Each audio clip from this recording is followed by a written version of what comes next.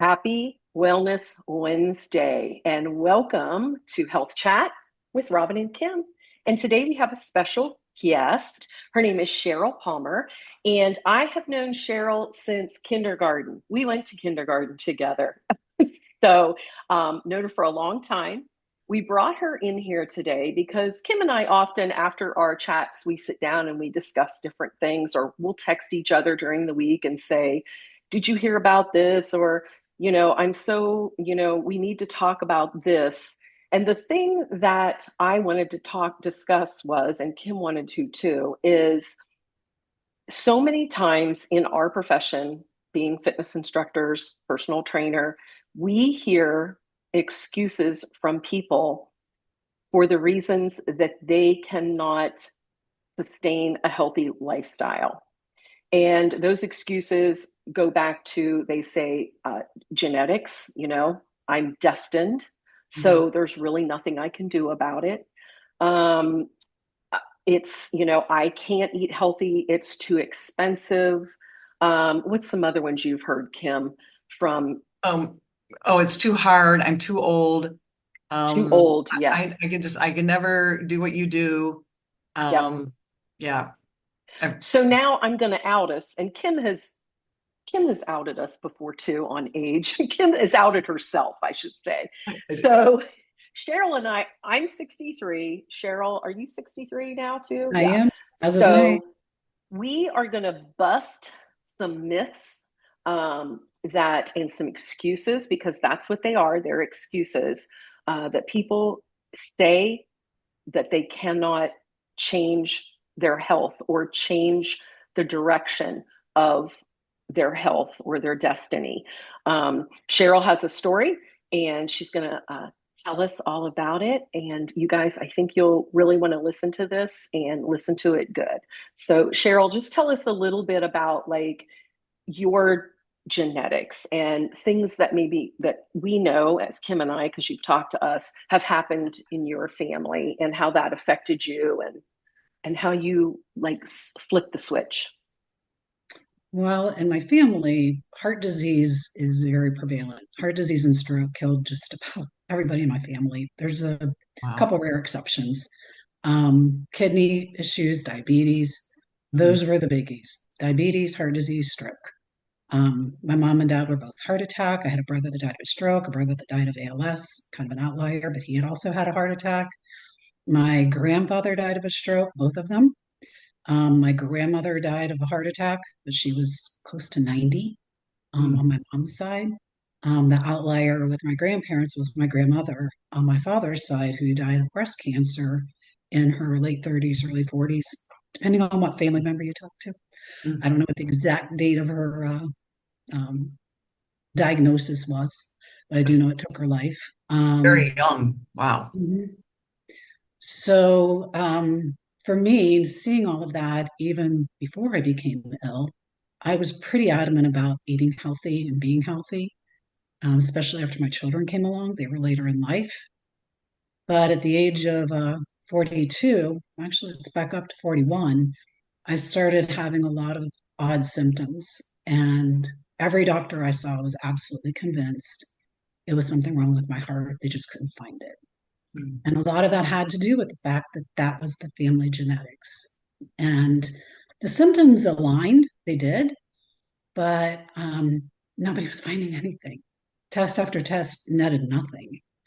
And at 42, I heard three words no one ever wanted to hear, and it's, you have cancer. Completely surprised. Doctors were absolutely convinced that it was my heart. Even after I recognized I had an issue, they weren't going to do a lumpectomy. They said that there was no genetic predisposition because 21 years ago, the belief was you didn't inherit breast cancer from your father's side of the family. Now we know that's not true. Men even get it. Right. Um, and they said the shape wasn't really this bright size back then. A lot of weight was put on what is the shape of the actual tumor. And I forced the issue with my surgeon and I said, if you're not going to take this out, give me my records. I'm going somewhere else. I'm convinced this has something to do with what's been going on with me. Mm. He agreed, and that lumpectomy led to a radical mastectomy Mm. and um, 7 surgeries within 2 years, a 5-year clinical trial. The 7 surgeries weren't all. I had follow-up ones thereafter because the clinical trial affected other parts of my body. And I've had scares since where tumors have appeared, but they've all been benign, with the exception of that initial lumpectomy. Wow. I've had additional lumpectomies, all benign. I've had tumors removed from my throat, all benign. I've had tumors removed from my ovaries and my uterus, all benign. Wow. So the clinical trial, along with, I believe, the lifestyle changes I made all the difference. Yeah. And during this time period, the one thing I think that probably caught your attention even more so than what I went through is that at the same time I was separated, ultimately ended up divorced. I had a 4-year-old and a 6-year-old and sole custody. So, Mm. and a job because somehow we had to live during that time period where it was just separation. And even thereafter, I mean, I've never stopped working. When I went home from the hospital from the vasectomy, I had an awesome mother-in-law and father-in-law. They took care of my daughter and my son. I mean, Mm. their dad was there too, but he worked so that I could recover. I came home with 5 drains on my body that I had to basically empty fluid 3 times a day. And then after 2 weeks, those came out. And I wasn't able to drive for 2 months because of the extensive surgery that I had had. Wow. But that was very life transformational for me. Um, to be strong enough to take care of my children, I knew I had to make a lot of changes, and I did. I changed the way I ate. We ate all organic. And believe me, I had a thin budget, but I found the way to do it. I maximized everything I had. To this day, my daughter hates leftovers. Sorry, but we ate a lot of those. And I worked it out with my boss after I was well enough to start working out that I could take my kids to early drop off at school. And then I would swing by the Y and work out a half hour to 45 minutes, 6 days a week. Saturdays, they did swim lessons. So that was the perfect time for me to hit the gym while they're swimming. And I did that for several years. And then life changes because, your children grow, you start getting involved in their activities and whatnot, and the things that you need to do, you don't. And I think we connected again around, I want to say 2017, 18. Does that sound So about right? probably, yeah, probably. Yeah. So my journey with you started then, and it started slow. I mean, I was doing 20-minute workouts and walking and eating right. Um, and that went great. 2020 hit, sedentary lifestyle for a lot of people at that time period, especially for Yeah. me. I was working full time from home, plus, and I had both children in the house, one upstairs, one downstairs, dealing with college classes. So the house was full of people and full of activity, and nobody was allowed to go out. Nobody was allowed to go to a gym. The only thing that you could do at home. So when 2020 ended, I really pumped things up with you a little bit more and started getting much more fit. But my catalyst was really, as you know, last year at this time, there was a major fear that I had cancer again. Mm. And it rocked me. Sorry, Of I might course. get emotional here. No, of course. 21 years ago, and anybody who knows the story knows this, I had only one prayer. That was to see my kids grown and on their own. I didn't want to leave and leave them stranded with no support. Of course. And it's achieved. So it was kind of like, oh, wow, am I really checking out now? So fortunately, that was not the case, but it took 6 weeks to find out, what was really wrong, and everything was benign again. Um, I had a reflection at that point, and we talked that I started looking back at how did I survive 21 years ago? And the big things I did was I changed the way that I ate. I changed the way that I worked out. Actually started working out more. And you helped me really kind of take that next big step. And I put my workout on steroids, basically. I got up an hour early every day so that I could work out. I started January 1 and I worked out an hour every day, 7 days a week. And I did that through May.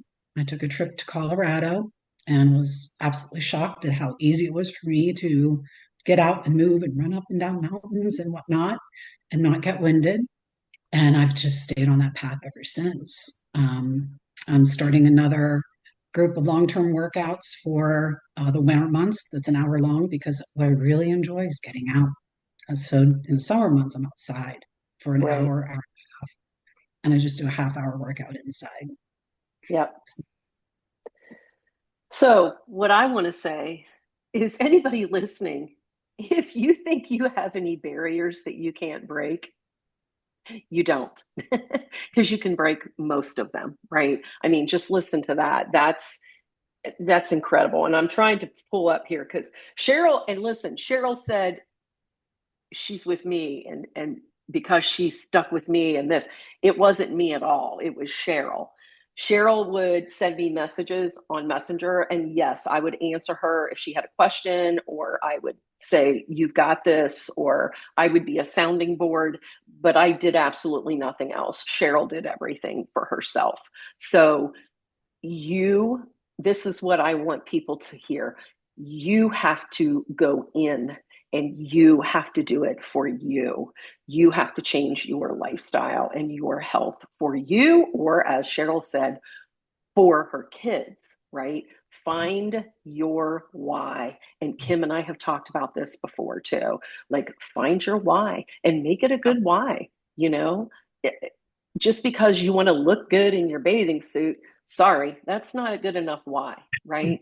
It's more. And we're going to go into, we're going to ask Sheryl about her biomarkers too. But I want to show you this picture that Sheryl sent me. Oh Just no. remember, she's 63, you guys. Look at this chick.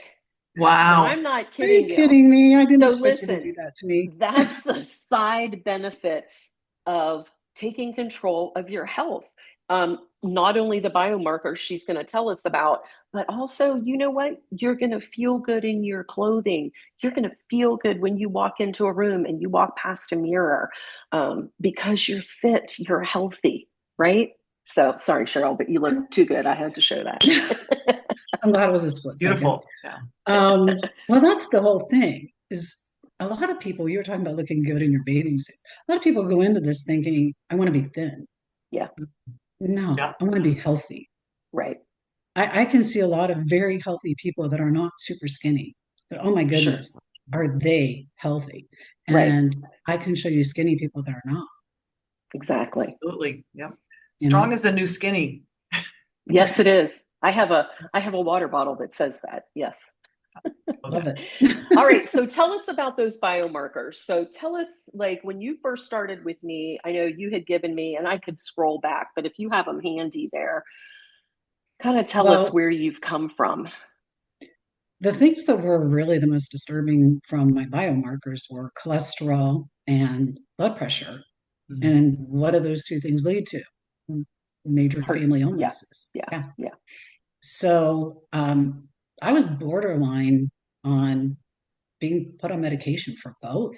I mean, they were, we're talking cholesterol was, I think it was like around 230. Might have been close to 240.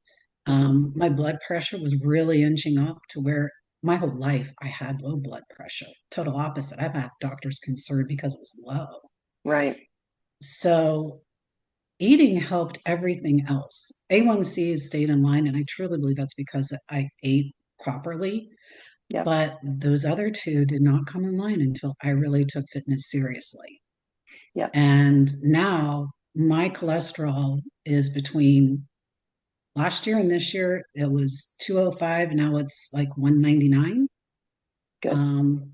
Doctor's absolutely blessed and happy with that.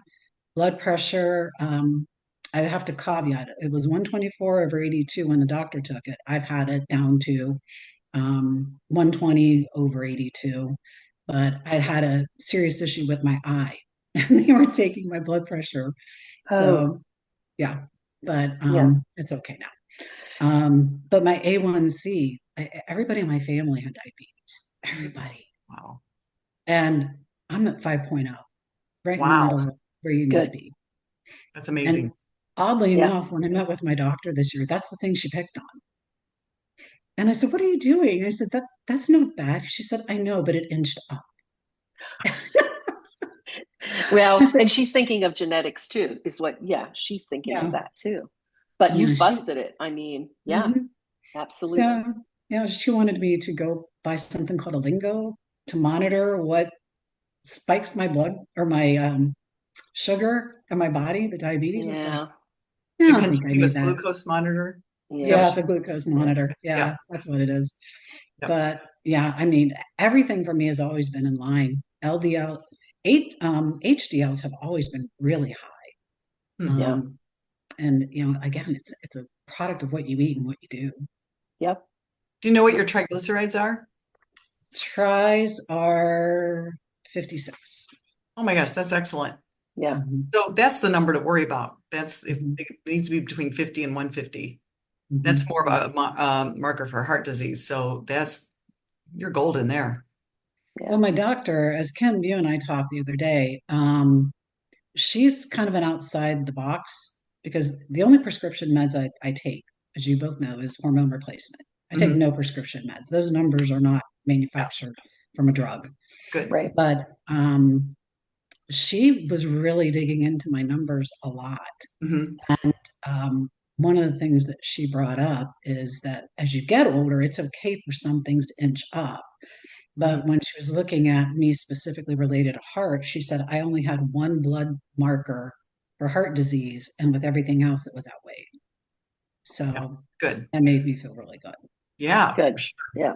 Yeah. Wow.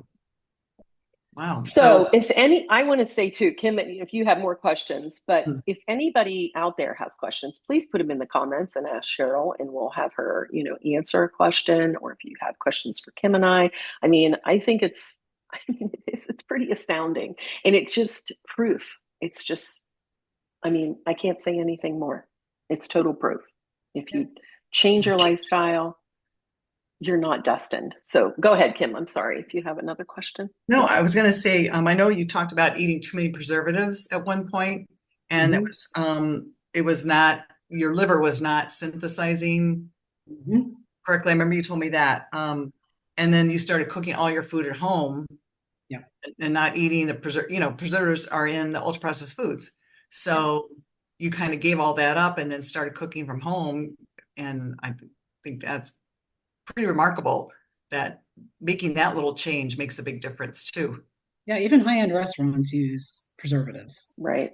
unless you know for a fact. I mean, there's a couple that I know the owners, and they do keep everything natural, local, organic. Oh, good. But for the most part, if you're eating out, you're eating preservatives. So that's once a week. I mean, sometimes I can't get around it because of my job. I have to take the Mhm. Yeah. blinds out. Sure. Right. But now I do things like I make a homemade soup. I found a new one I love. It's called steak soup. It's basically your typical vegetable soup, but you use shaved ribeye as your Ooh, meat. yummy.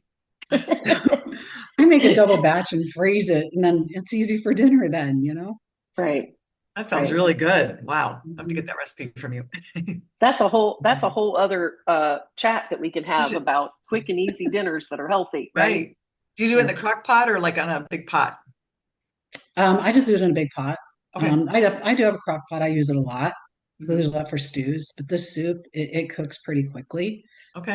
It's really easy to make. But the one other thing that I kind of wanted to add to is my daughter started seeing her weight inching up because she's spending a little too much time chatting with friends and video games, etc. Hmm. So I challenged her and she did this and she was shocked at the change. I said, "You don't have to go outside and walk with me if it's rainy or, Mhm. snowy, or you just too hot. I heard that this summer. It's too hot and too rainy. So she bought a little treadmill that will slide underneath of your sofa and hide Yep. if you have I have guests. one of those. Yep. And she pulls it out. And the challenge I gave her, and she still does it today in her own apartment, if you're watching TV or playing a game, chatting with somebody, it's got a little table that attaches to it. You walk. Yeah. That's You great. walk while you're watching TV. Yeah.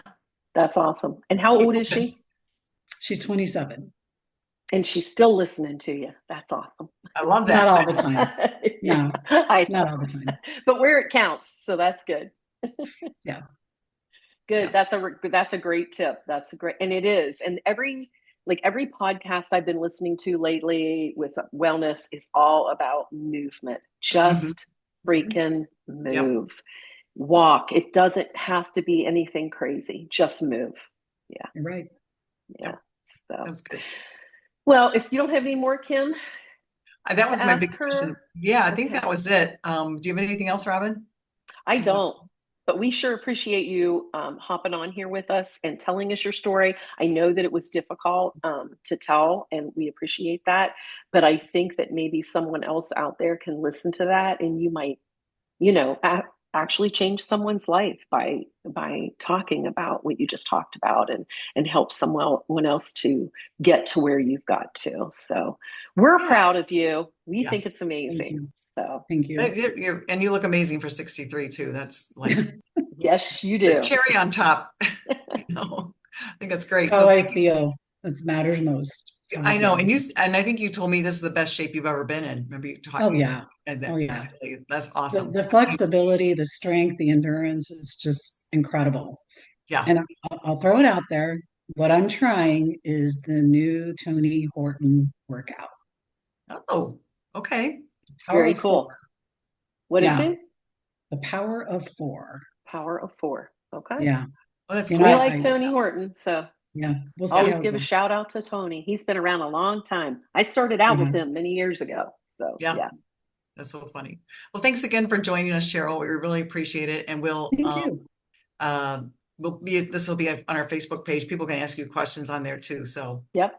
we appreciate that. Okay. So have a good day, everybody, and have fun and live young. And we will see you next week. No, Take we'll care. see you a week after Oh, next. oh, that's right. We're The week taking a after. little hiatus. We'll see That's you a week right. after. Yep. Thank you. All right. All Take right. care. Bye bye. Bye bye.